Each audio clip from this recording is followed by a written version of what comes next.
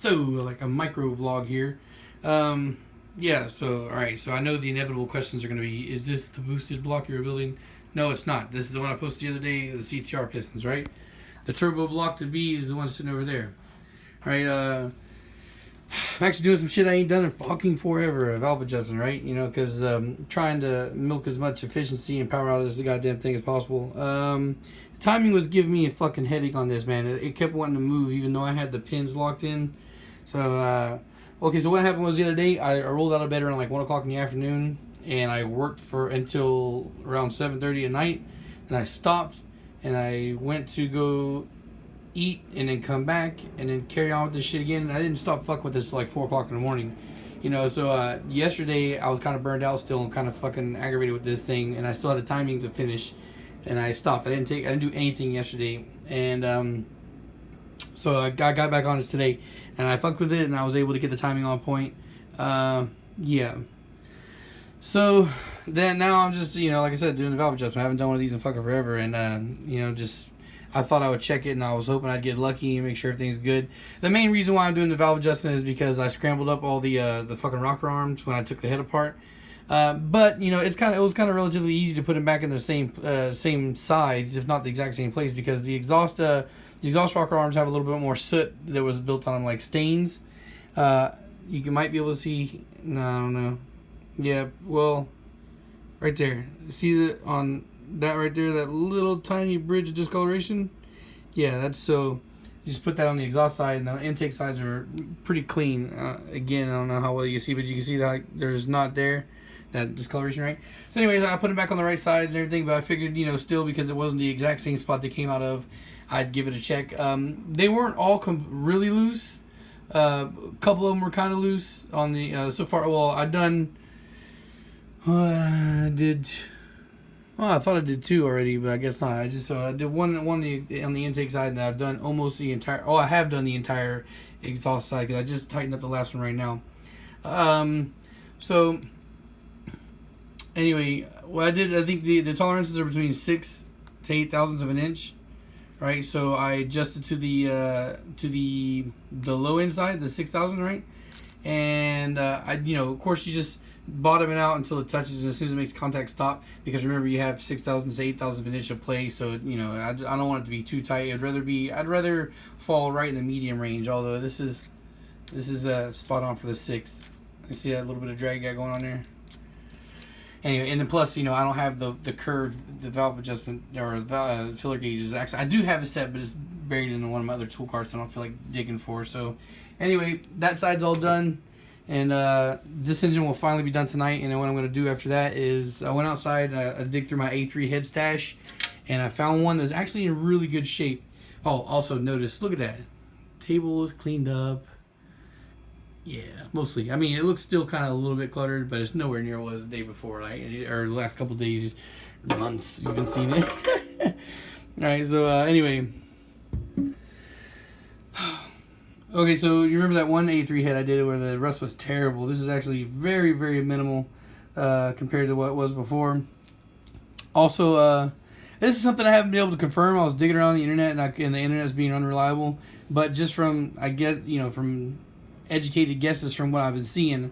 I don't know if you guys remember, I said months ago that I was like, oh, that A3 head had a fucking 50 degree time gear on it, or 53, what is it? Yeah, 50 degree time gear. You know, intake, or is it? Yeah, is it? No, exhaust timing gear, right? So I was like, well, maybe, you know, I'm tripping and on that. Maybe it wasn't upgraded, but anyway, so I checked here in the P&D, and then it's not the RBC. So what I'm thinking is, I remember when I was tearing apart that one A3 engine, and there's a couple A3 engines I took apart that had the A2 pump on it. I think the A3 that comes in the SI not only has the upgraded manifold, but it also has the upgraded pump, and I think it also has the upgraded time gear. And the timing gear makes a lot of sense to be upgraded on the EP3 because the intake manifold difference. Now, from what I remember hearing or seeing from Four Piston when they were tuning, is this cam gear upgrade is a waste of time and money and will actually lose you power if you don't have the right manifold. So the manifold has to be upgraded to the RBC, or I guess, you know, in this case the EP3's manifold is very, very similar to the RBC.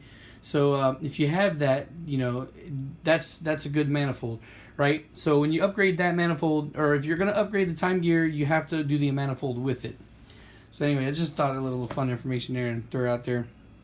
So yeah, it's one of those things where it's very good, to do those. If you're gonna do that modification, you got to do them both, or you'll want to lose power. Anyway, so yeah, I smashed my foot finally, right? Me being barefoot all the time. I dropped that fucking crankshaft on it, and the teeth dug into me. I got cut in two places, one right on the back of the foot and on the toe. One of the gashes is pretty good. I should be all clotted up now, so I'm about to take this fucking tape off. And I didn't have any goddamn band-aids. I was dripping blood all over the floor. Anyway, so this is going to be a wrap here very soon. We're getting ready to go out to eat, and I'm going to come back. I'm going to finish the intake side of the exhaust valves, the intake valves, and pull this thing off the stand. I'm going to have to clear out this fucking space first so I don't fucking die when I'm trying to pull the long block off. This is a pain in the ass. And then I kept the old...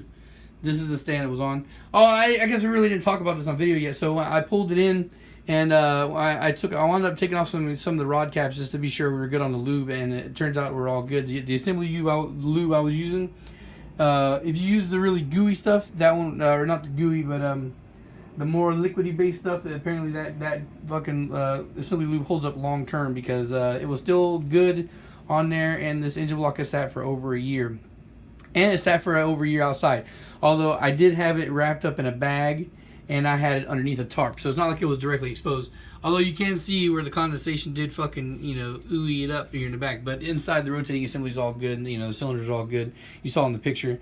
And anyway, I'm trying to get this as close to ready as possible so Raw can just drop this and go. I might even give up an intake manifold. I'm not 100% sure though. Let's see. So the fucking timing, or the gear, the tensioner, or not the tensioner because I pulled that from another engine, but the water pump and the oil pump are both aftermarket, and they both look relatively new, and they feel new. The water pump that was on this block I took off was literally falling apart, so you're not gonna have to upgrade anything here. This is gonna be one of those drop and go type things. I'm pretty sure that even stock flywheel and clutch will do on this this engine, because I don't expect it to see any more than 170 or 180 horsepower at most. It's a high compression, but it's straight V18 non-VTEC, and you'd have to balls out with the upgrades on bolt-ons and shit. I would say that on this Raw, if you're watching, or maybe I'll just DM you before you see this or whatnot, that at least do the exhaust manifold. Do an exhaust manifold. Don't just go with the stock exhaust. You're gonna kill the fuck out of power like that.